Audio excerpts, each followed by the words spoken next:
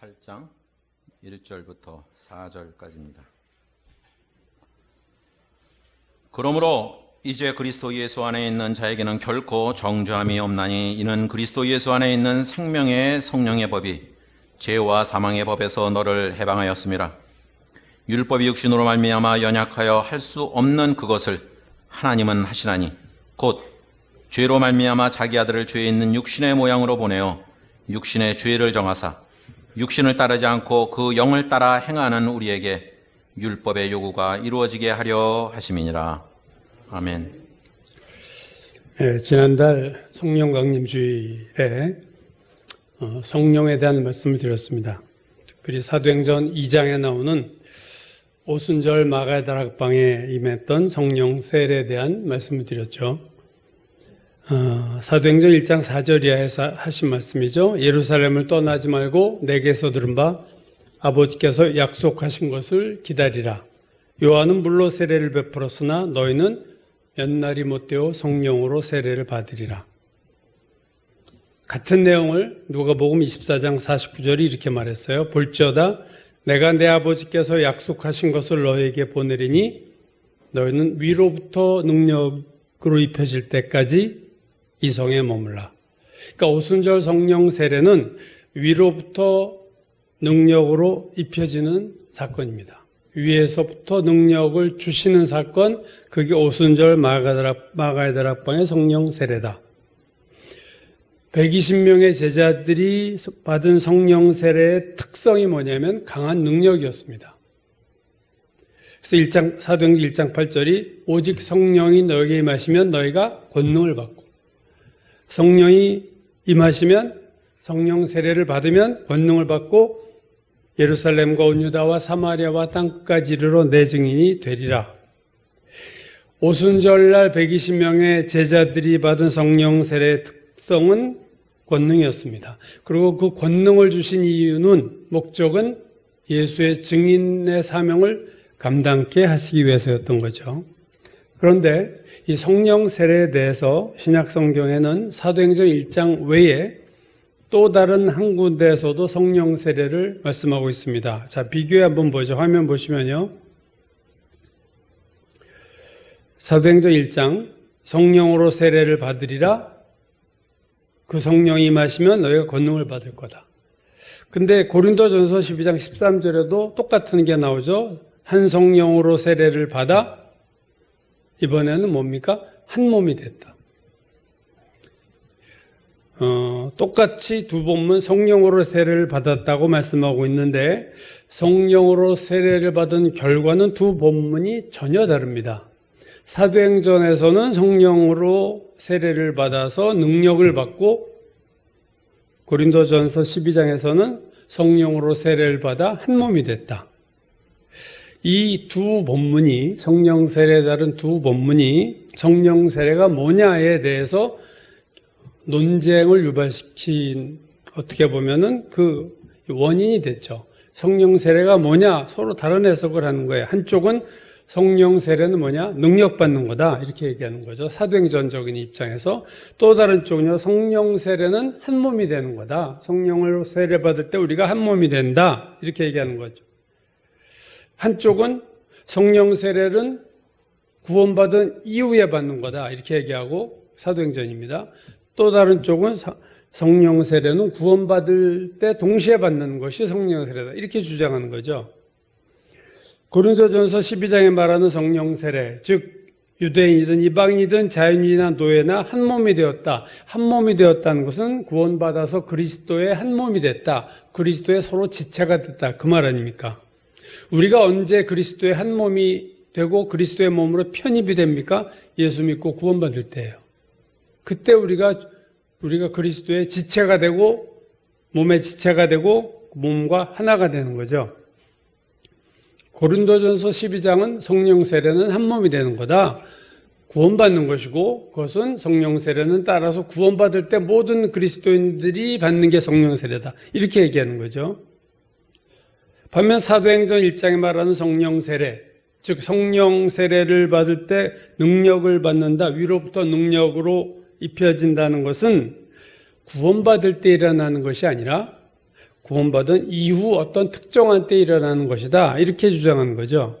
왜냐하면 베드로를 포함한 제자들이 구원을 받은 시점은 사도행전 2장 오순절 훨씬 이전이었어요. 그렇죠? 마태복음 16장에서 예수께서 제자들에게 너희는 나를 누구라 하느냐 했을 때 베드로가 일어나서 유명한 대답을 했죠. 주는 그리스도시요 살아계신 하나님의 아들입니다.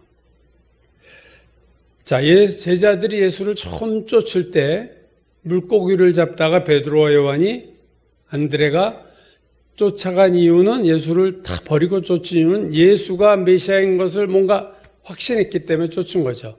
그때 구원받았을지도 모르겠어요. 아니면 아무리 늦춰도 마태복음 16장에 나오는 주는 그리스도시요 살아계신 하나님의 아들입니다 라고 할 때는 확실히 구원을 받은 거죠. 근데 성령 세례를 받은 것은 언제냐면 사도행전에서 받았다는 거죠. 요한복음 20장 22절을 보면 부활하신 예수께서 제자들에게 나타나신 후 이렇게 말씀하셨어요. 그들을 향하여 숨을 내쉬며 이르시되 성령을 받으라. 성령께서 제자들 안에 거하신 때가 언제냐 할 때 요한복음 20장 이 사건으로 보는 학자들이 되게 많습니다. 예수께서 그들을 향하여 숨을 내쉬며 이르시되 성령을 받으라. 그러니까 성령을 받으라 했는데 안 받았다. 그렇게 얘기할 수는 없잖아요. 그래서 그때 제자들이 받았다. 즉 요한복음 20장에서 부활하신 예수께서 성령을 받으라 할 때 받은 성령을 구원받을 때 성령이 임하는 것과 같은 것이라면 사도행전 1장은 구원의 문제가 아니고 구원받은 이후에 사역을 위한 능력으로 받은 거다. 이렇게 보는 거죠. 성령 세례에 대한 이런 두 가지 주장, 즉 구원받을 때 한 몸이 되는 거다. 아니면 구원받은 이후에 능력을 받는 거다. 이런 상반대 주장이 있는 거죠. 우리가 이걸 잘 정리를 해야 될 부분입니다. 아시는 분은 아시겠지만 대천덕 신부라는 분이 있죠. 성공의 신부로 원래 미국 이름은 아처토레이 3세입니다.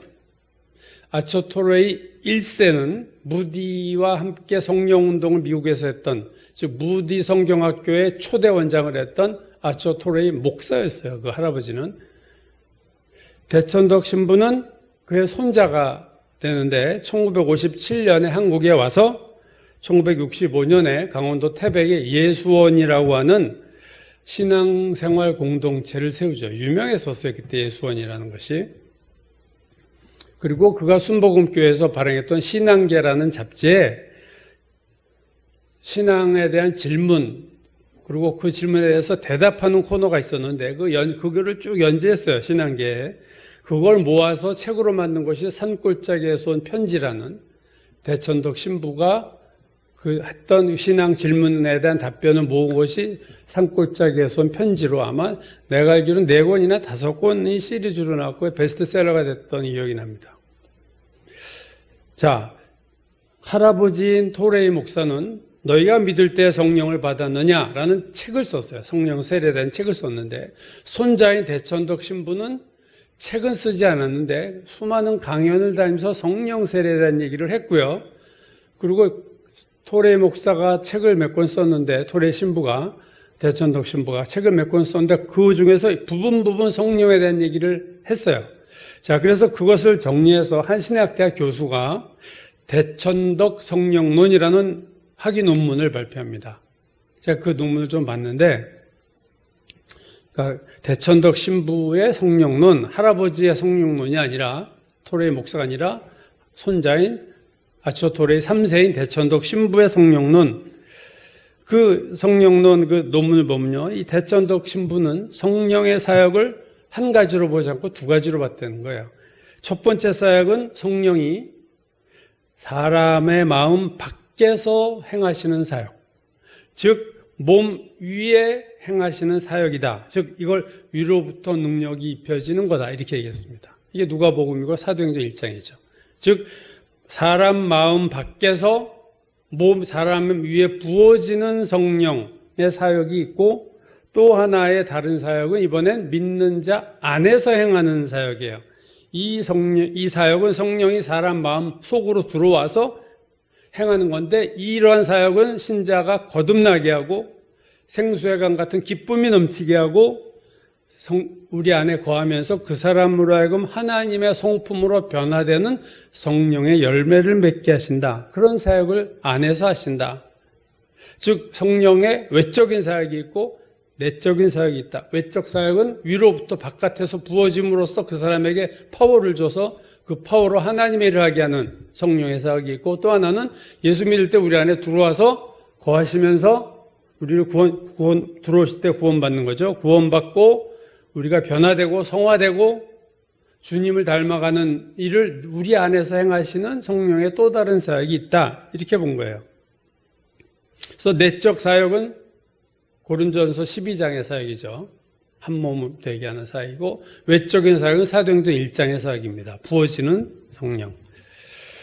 지금은 원로 목사가 됐지만 남포교회 박영선 목사가 쓴 성령론이라는 책이 있어요. 오래전 책입니다. 그분의 사역 초기에 쓴 책인데, 이 책에서 사실은 제가 이 책 읽고 좀 놀랐어요. 왜냐하면 자기가 속한 개혁주의 교파의 전통과 달리 박영선 목사는 성령의 역사를 내적인 역사와 외적인 역사로 구분하고 있어요. 이건 장로교 개혁주의에서는 절대 이렇게 보지 않는 건데 그분이 이렇게 해석을 합니다. 아마 그게 차영배 총신대 총장의 영향을 받은 것 같아요. 제가 볼 땐. 그러니까 박영선 목사는 고린도전서 12장에 말하는 성령 세례는 내적인 역사고, 사도행전 1장에 말하는 성령 세례는 외적 역사다. 고린도전서 12장에서의 성령 세례는 성령이 직접 우리 안에 들어와서 주는 세례고, 박영선 목사 해석입니다.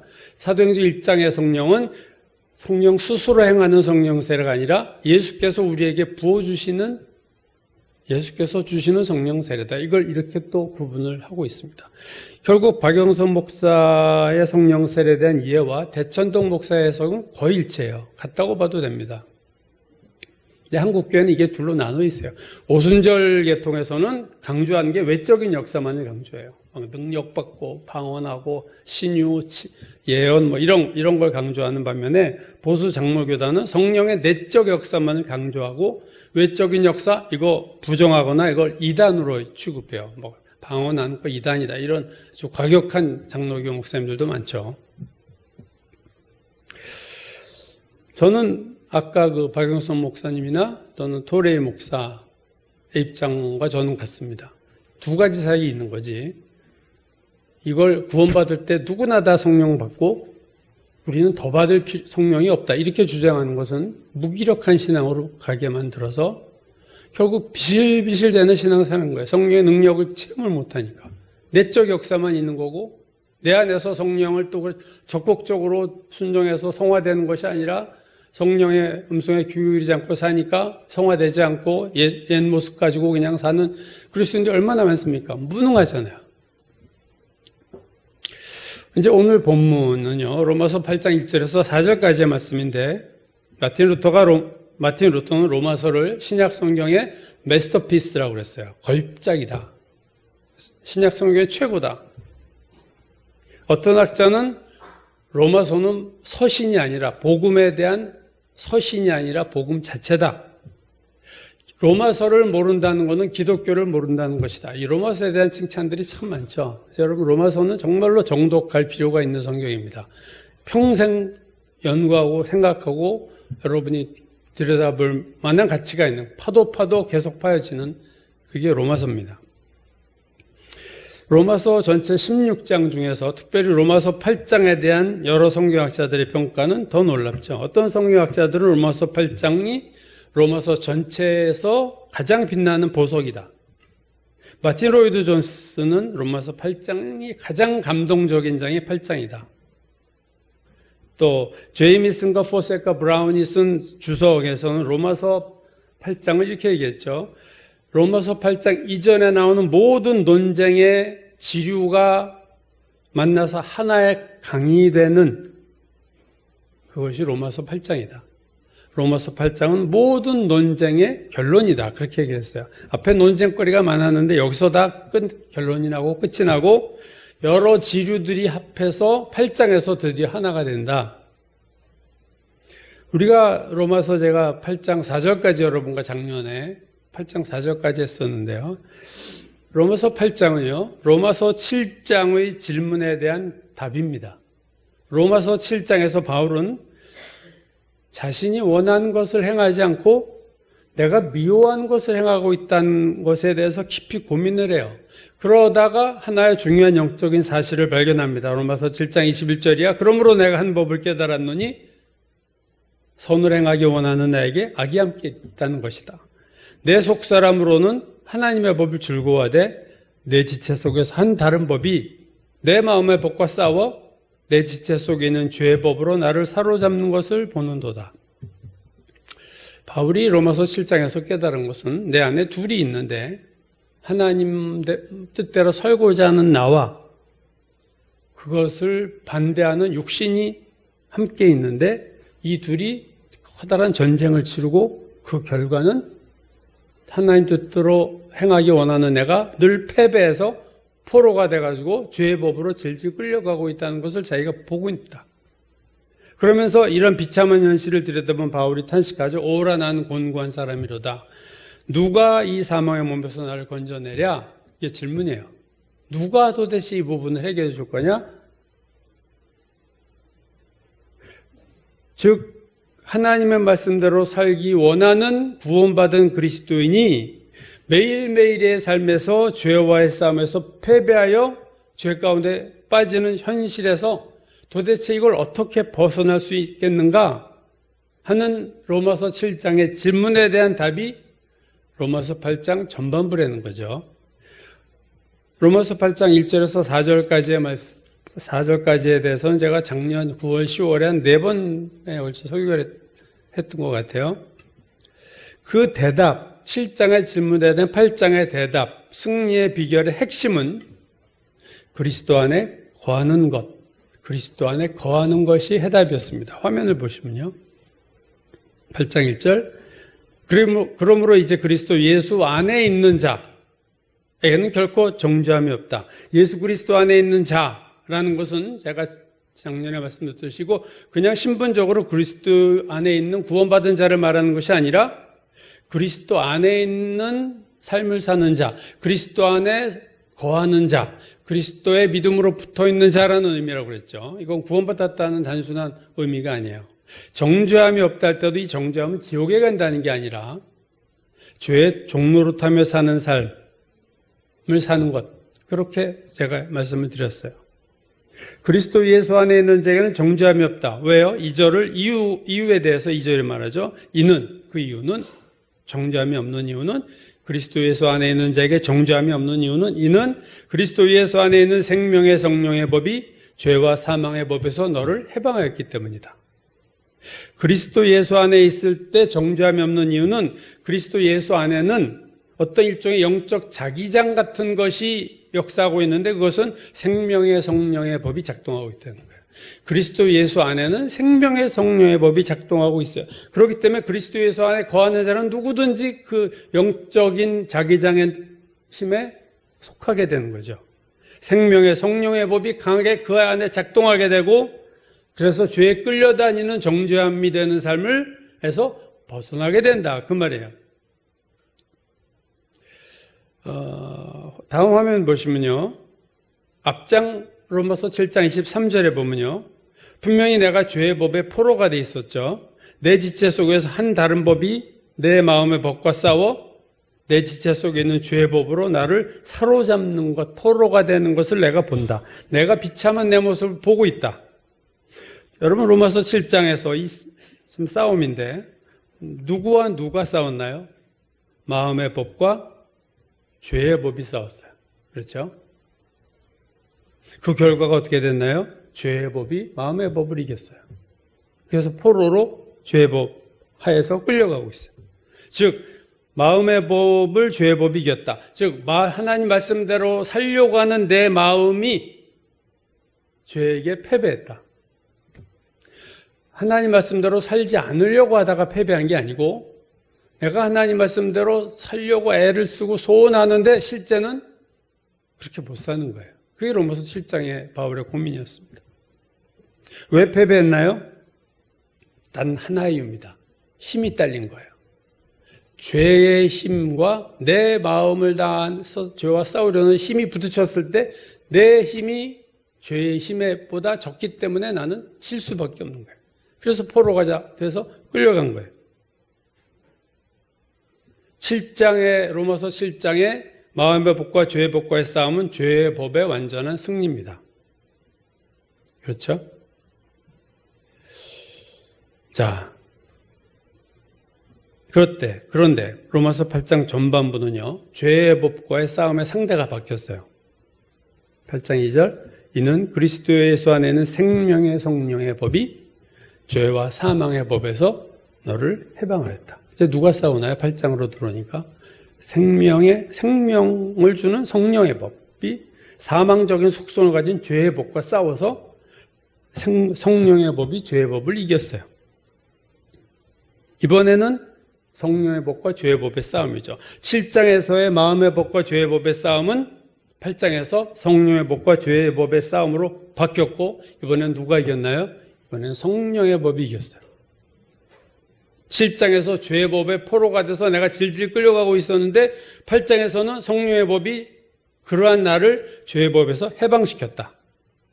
성령의 법, 죄의 법, 마음의 법. 참 의미 있는 표현들입니다. 여러분, 성령의 법이 죄의 법을 이긴 원리도 똑같아요. 힘이었어요. 승패의 차이는 능력이었습니다. 내 마음이 너무 연약해서 죄의 힘과 싸워서 이길 수가 없었지만 성령의 능력은 너무나도 크니까 죄의 법과 싸워서 이긴 거예요. 여러분, 성령이 죄를 설득해서 이긴 게 아니라 힘으로 물리쳐서 이긴 거예요. 예수께서 귀신을 내어 쫓을 때 강한 자를 내가 결박했다고 그랬어요. 강한 자를 결박한 후에 그 속으로 들어가서 그 사람의 세간, 귀신 잡힌 자를 내가 끄집어냈다. 오로지 힘으로 예수께서 귀신들을 물리친 거죠. 죄와의 싸움, 마귀와의 싸움은요, 다른 논리가 없어요. 그냥 힘의 대결입니다. 힘이 있으면 이기는 거고, 힘이 없으면 지는 거예요. 로마서 8장의 성령은 오늘 능력으로 나타나죠. 성령의 법이 죄의 법을 이겼다. 그러나 우리가 앞에서 본 사도행전 1장의 성령도 능력이었어요. 성령이 너에게 임하시면 너희가 권능을 받는다. 파워를 받는다. 사도행전 1장에 나오는 파워는 어떤 파워예요? 예수의 증인을 노릇을 할 수 있게 하는 능력이었어요. 땅 끝까지 갈 수 있는 능력이었어요. 8장에 나오는 성령의 능력은 어떤 능력입니까? 죄로부터 해방시키는 능력이에요. 능력이 다르죠. 사도행전 1장과. 이는 그리스도 예수 안에 있는 생명의 성령의 법이 죄와 사망의 법에서 너를 해방하였다. 그러니까 사도행전 1장의 성령의 능력은 내가 예수 믿는 증인 노릇을 못하고 무기력하게 살던 자가 성령을 받자 예수의 증인 노릇을 담대하게 행하는 거예요. 사도행전의 역사가 그거죠, 전체가. 사도들이 성령 받고 복음서에서 도망다녔던 그들이 아주 정면에 드러나서 복음을 전하고 역사가 나타났어요. 로마서 8장의 성령의 능력은요, 증인 노릇하는 능력이 아니고 죄에 끌려다니는 자를 죄로부터 해방시키는 능력이었습니다. 우리가 예수 그리스도의 십자가를 얘기할 때 십자가 하면 구원이죠. 십자가를 믿고 예수님의 십자가 사건을 믿으면 지옥 가지 않는 거죠. 십자가 능력은, 예수님의 보혈의 능력은 우리를 지옥 가지 않게 하는 능력이에요. 죄의 심판을 전혀 이제 받지 않게 되는 하시는 능력이에요. 그러나 여러분, 십자가 달린 예수를 우리가 믿었다고 죄를 짓지 않는 게 아니잖아요. 예수를 믿었지만, 예수를 믿어서 죄의 페널티는 이제 받진 않지만 죄의 파워에서는 늘 우리의 파워가 적으니까 밀리는 거예요. 죄의 파워에서는 아직도 해방된 게 아니에요. 죄의 페널티는 우리가 이미 벗어났지만 죄의 파워에서는 우리가 벗어난 게 아닙니다. 계속 죄와의 싸움에서 지고. 그럼 죄의 파워로부터의, 죄의 능력으로부터 해방이 어떻게 되느냐? 이게 오늘 8절 로마서 8장이 말하는 말 거죠. 성령께서 우리를 죄의 능력으로부터 해방시킬 때입니다. 성령께서 죄의 법을 이긴 거예요. 그럼 우리가 할 일이 뭐냐? 자, 3절, 4절 화면 봐주시죠. 곧 죄로 말미암아 자기 아들을 죄 있는 육신의 모양으로 보내어 육신의 죄를 정하사 4절 육신을 따르지 않고 그 영을 따라 행하는 우리에게 율법의 요구가 이루어지게 하려 하심이니라. 죄를 이길 수 있는 능력은 성령에게 있어요. 근데 그 능력이 아무 때나 발휘되는 것이 아니에요. 그 능력이 누구에게나 역사하는 것이 아닙니다. 성령의 큰 능력이 발휘되는 것은 단 하나의 상황에서 나타나는데 그것은 우리가 그리스도인이 육신을 따르지 않고 성령을 따를 때에 하나요? 우리가 승리를 경험할 수 있다. 그 얘기죠. 그러니까 성령을 따라 행할 때 율법의 요구가 이루어진다는 건 뭐예요? 율법의 요구를 이룬다는 것은 하나님 말씀이 요구하시는 것을 이룰 수 있다는 거예요. 다르게 말하면 죄 안 짓는 거죠, 이 상태는. 율법의 요구를 이룰 수 있다. 율법에 해라는 걸 할 수 있고 하지 마는 것을 안 할 수 있는 능력이 되는 거예요. 언제요? 우리가 육신을 따르지 않고 성령을 따라 행할 때. 로버트 마운스라고 하는 신학자가 그 로마서 주석에서 로마서 8장 1절 이하의 이 앞부분에 대해서 이렇게 말했어요. 로마서 8장에서 우리는 로마서의 영적 하이라이트에 도달한다. 자, 영적 하이라이트가 로마서 8장이다. 그리고 그 하이라이트의 시작은 우리의 옛 본성에 대한 승리를 위해 하나님께서 준비하신 성령이다. 영적 하이라이트의 시작은 성령이다. 어떤 성령이요? 옛 본성에 대해서 우리로 승리하게 하시는 성령. 이게 하이라이트인 8장의 시작이다. 그래서 오늘 이 8장 1절에서 4절 본문은 옛 본성, 죄성, 육신에 대한 승리인데 그 승리의 근원은 성령이 되는 거예요. 여러분, 우리의 삶은 죄와의 전쟁입니다. 하루하루가 먹고 사는 전쟁이지만 삶이라는 것이 신앙적인 측면에서는 매일매일 죄와 싸우는 전쟁을 하고 있어요. 우리가 죄의 유혹을 물리치고 승리하느냐 아니면 죄에게 져서 죄를 짓고 사느냐에 따라서 그리스도인의 신앙의 레벨은 천차만별이 될 수밖에 없어요. 수십 번의 죄와의 싸움을 다 이긴 자가 있는 반면에 좀 극단적으로 말하면 수십 번의 죄의 유혹을 다 패배하는 그리스도인이 있고 어떤 그리스도인은 8승 8패, 12승 9패 다르잖아요. 승률이 프로야구 팀처럼. 그렇기 때문에 영적인 상태가 다를 수밖에 없어요. 구원은 다 받았지만 영적 레벨은 다를 수밖에 없습니다. 영적인 파워는 다를 수밖에 없는 거죠. 죄는 힘으로 이기는 거예요. 다른 방법이 없습니다. 근데 그 죄의 힘을 우리의 힘으로는 당할 수가 없어요. 우리의 힘은 항상 죄의 힘보다 약해요. 그러나 성령께서만이 죄를 물리칠 수 있어요. 성령의 능력이 죄의 능력보다 크기 때문에요. 마귀의 능력보다 크기 때문이에요. 그러므로 우리가 죄와 이기기 위해서는 내 마음을 다해서 싸우는 것만으로는 안 된다는 거예요, 여러분. 그래도 된다고 생각하는 사람은요, 계속 죄한테 질 거예요. 끊임없이 내가 한번 요번에 다시 한번 해보지 뭐. 내가 이기리라. 내 의지로, 내 노력으로, 내 열심으로. 안 됩니다, 여러분. 결론을 얘기하면. 유일한 승리의 방법은 죄와 싸워서 성령의 도우심을 받는 거예요. 그 도움을 받는 방법은 내가 성령을 따라가는 거예요.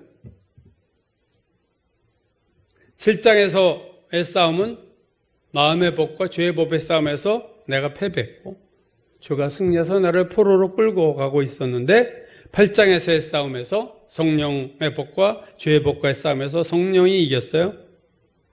너를 해방하였음이라.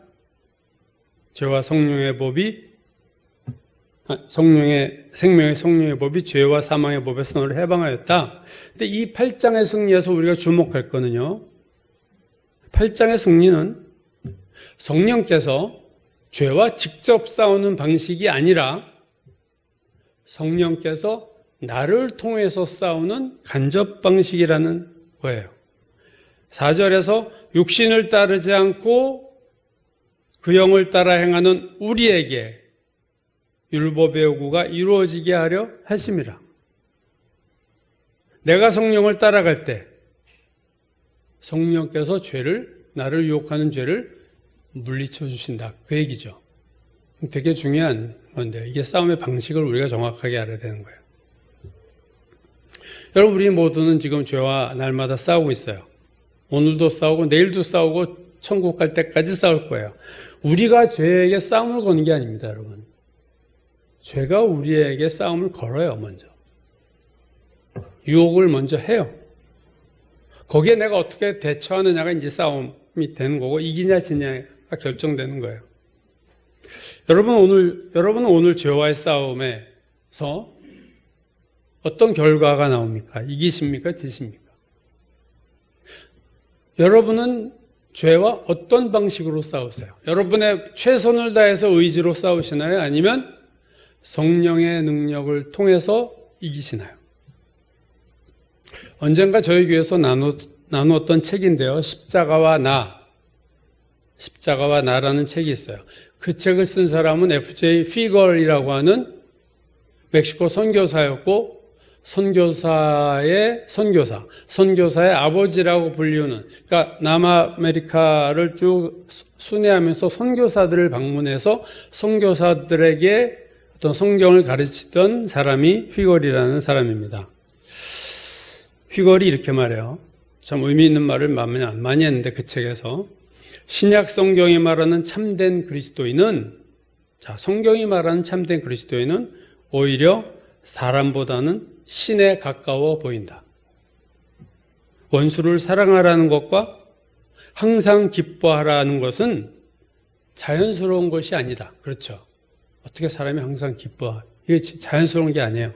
원수를 사랑하라? 이건 자연스러운 게 아니에요. 원수 미워하는 게 자연스러운 거죠. 또한 고통스러운 일에 대해서 감사하라. 너희 자신을 미워해라. 이건 정상적인 것이 아니라는 거예요. 휴걸이 하는 말입니다. 그는 또 이렇게 말해요. 우리는 거짓된 기초 위에서 살아왔는데 그리스도를 흉내내는 것이 그리스도인의 삶이라고 생각해왔다. 자, 그리스도를 흉내내. 연기를 해. 그런 것처럼 이렇게 자꾸 살려고 해. 그러나 그리스도인의 삶은 그리스도를 단지 흉내내는 것이 아니라 그리스도께 직접 참여하는 것이다. 이런 말을 합니다. 흉내내는 것이 아니라 그리스도께 직접 참여하는 거다. 그리스도와 함께 십자가에서 함께 죽고 참여하는 거예요. 그리스도와 함께 살고. 근데 같이 죽고 같이 살지는 않으면서 모방을 해. 흉내를 내고 있어요. 죄와 싸워 절대로 이길 수 없다. 그 얘기하는 거죠. 그리스도를 흉내내는 것이 아니라 그리스도와 함께하는 것, 그리스도에게 직접 참여하는 거다. 그와 같이 죽고 그와 함께 살고. 마태복음 5장 이하에 나오는 산상수훈, 이게 간디가 제일 좋아했던, 예수를 안 믿었지만 간디가 아주 최고로 평가했던 것이 산상수훈이었는데, 그 중에 이런 게 있죠. 오른뺨을 치고도 왼뺨도 돌려대라. 오리를 가자고 하면 십리를 가라. 원수를 사랑하고 너를 박해하는 자를 위하여 기도하라. 예수께서 이 명령을 왜 주셨을까? 너희는 이걸 죽었다 깨어나도 할 수 없지만 이 수준이 하나님이 원하는 거야 라는 것을 보여주시려고 이 말씀을 주셨는가 하는 거죠. 불가능해 보이는 것을 우리에게 자꾸 명령으로 말씀하셨어요. 원수를 사랑하라. 명령이에요. 그냥 예수님이 그렇게 사랑했다 이거 아니고 너희가 원수를 사랑하라. 이거 도대체 뭔가 이거. 우리 안 되는 거 뻔히 아실 텐데. 휘걸이 이렇게 말해요. 실상 하나님이 원하시는 것은 성령을 통해서 이것을 이루라는 말씀이다. 하나님이 전능하시다라는 것의 의미는 단지 홍해를 가르시고 죽은 자를 일으키신 것뿐만 아니라 하나님의 전능하시는 또 다른 의미는 인간이 할 수 없는 삶을 성령을 통해서 이루게 하신다는 것이다. 산상수훈은 우리를 좌절하게 하는 것도 아니고 성령을 쫓아 행하는 자에게 능히 이루시게 하기 위하여 우리에게 주신 것이다. 그게 휘걸의 해석입니다. 여러분, 대개 이 성령의 능력을 강조하는 사람들은요, 이게 다 체험에서 나온 얘기들을 해요. 영국과 미국의 대부흥이 일어났을 때 그 부흥의 주역들이 다 성령 세례를 강조했는데 그들은 성령을 체험한 거예요. 영국 요한 웨슬레, 미국의 조나단 에드워드, 무디, 다 성령 파워를 받았던 사람들이에요. 다 자기 경험으로 성경을 얘기할 수밖에 없고 자기 체험으로 성경을 볼 수밖에 없어요. 내가 그런 능력을 체험하지 못한 사람은 그 수준에서 성경을 해석하고 그 수준에서 성령 세례를 얘기할 수밖에 없어요. 왜? 다 지니까, 죄에 대해서.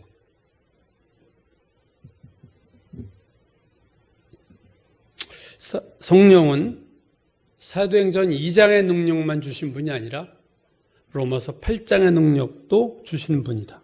우리가 온전히 성령님을 따라가기만 하면 우리가 연약한 죄인도 죄를 물리치고 율법의 요구를 이룰 수 있게 하시고 죄로부터 해방이 되는 역사도 가능하게 하시는 그것은 바로 성령의 역사고 그것은 우리의 태도, 성령을 쫓느냐, 내 죄의 욕심, 죄 짓고자 하는 마음을 따라가느냐 하는 것에 달려있다. 2부도 하나님의 말씀이 있었지만 먹음직도 하고 보암직도 하고 지혜롭게 할 만큼 탐스러운 것을 보고 그걸 쫓아간 거 아니에요. 육신을 쫓아간 거 아닙니까? 손을 따먹은 거죠. 자기가 결정하는 건데, 선택하는 건데 성령을 쫓아가느냐 육신을 쫓아가느냐. 저는 그렇게 생각해요. 이 성령을 쫓아간다는 것이 결코 만만한 주제가 아니고 이건 우리가 깊이 기도해야 될 문제입니다. 그래서 배워가야 되는 거예요. 이건 성경에서 성령을 쫓아가라 이렇게 얘기하지만 그걸 뭐 풀어서 얘기해 주질 않잖아요.